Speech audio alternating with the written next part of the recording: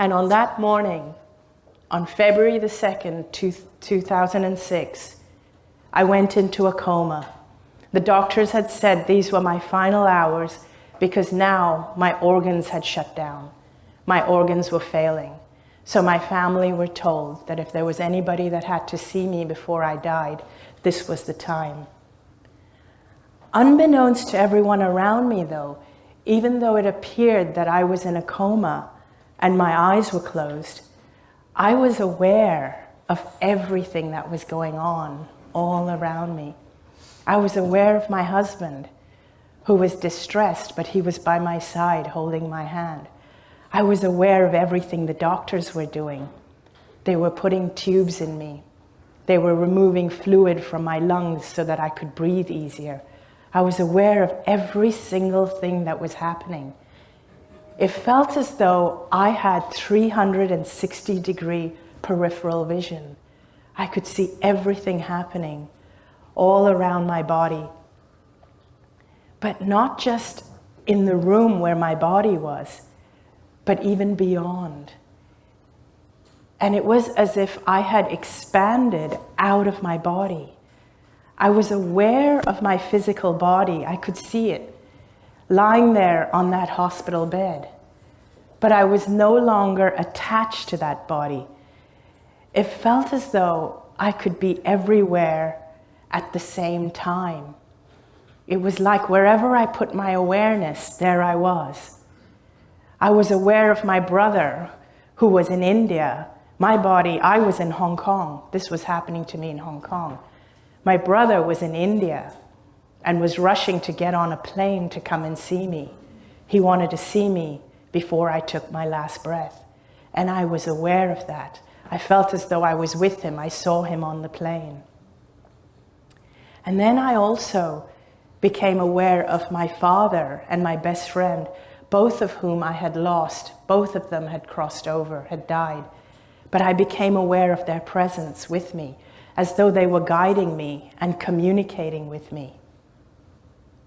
One thing that I felt in this amazing, expansive state, I felt I was in like a realm of clarity, where I understood everything. I understood why I had cancer. I understood that I was much greater. In fact, all of us are much greater and more powerful than we realize when we're in our physical bodies. I also felt as if I was connected to everybody, like all the doctors that were treating me, the nurses, my husband, my mother, my brother, and everybody. I felt as though we all shared the same consciousness. I felt as though I could feel what they were feeling. I could feel the distress they were feeling. I could feel the resignation of the doctors. But at the same time, I didn't get emotionally sucked into the drama, but yet I understood what they were feeling. It's like we all share the same consciousness. It's like when we're not expressing in our physical bodies, you and I and all of us, we are all expressions of the same consciousness. That's what it felt like. I felt as though my father was trying to communicate with me that it wasn't my time, that I needed to go back into my body. At first, I didn't want to go back because I still felt as though I had a choice whether to come back or not. So at first, I absolutely did not want to go back into my body because I couldn't see a single good reason to go back into this sick and dying body. I was a burden on my family. I was suffering. There was no good reason, so I didn't want to go back.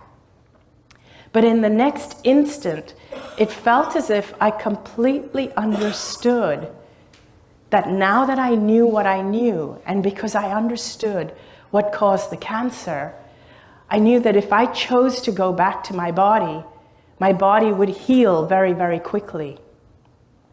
And so in that moment, I made the decision to go back.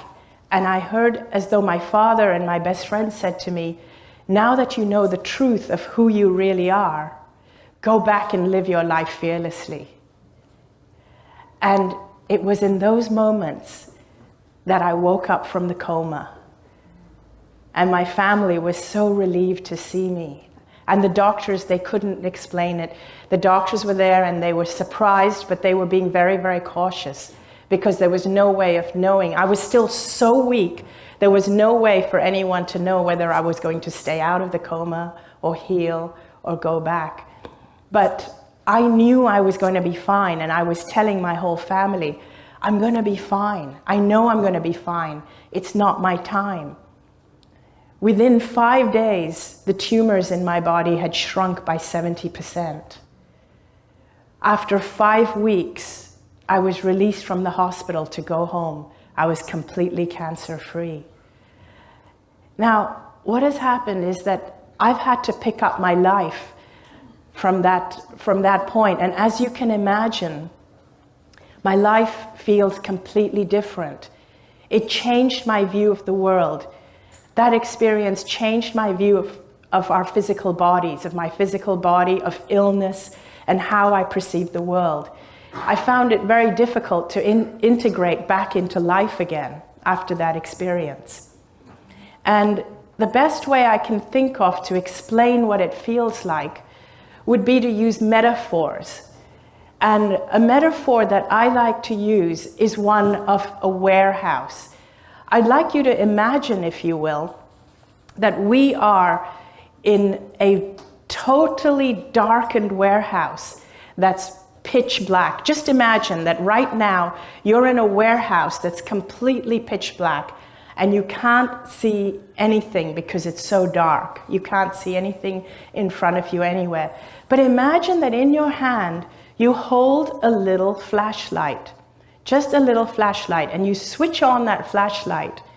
And with that flashlight, you navigate your way through the dark. And you use just the beam of that little flashlight to navigate your way in the dark. And everything that you see in the warehouse is only what you can see with the beam of that flashlight. Now imagine if the beam is shining over there, all you see is what's over there. Everything else is in darkness.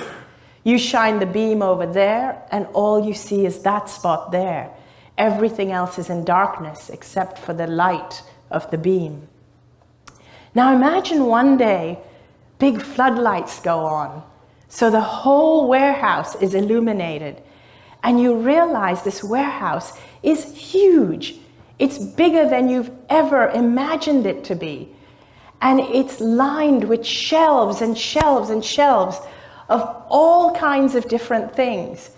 Every kind of thing you can imagine and things you can't even imagine all exist on these shelves, side by side by side. Some of these things are beautiful, some not so beautiful, some large, some small, some things in colors you've never ever seen before, colors you've never imagined to exist, and some things that are strange and funny looking, all exist side by side. And you've seen some of them before with your flashlight, but many of them you've never seen before because your flashlight had never shone on it. Now imagine if the lights go back off again and you're back to one flashlight. Now, even though all you can see is what you see with the one flashlight, the beam of one flashlight, at least you now know there is so much more that exists simultaneously and alongside the things that you can see. You now know that just because you cannot see them, you cannot experience it, doesn't mean it doesn't exist. You now know that because you've had that experience. That's what it feels like to me.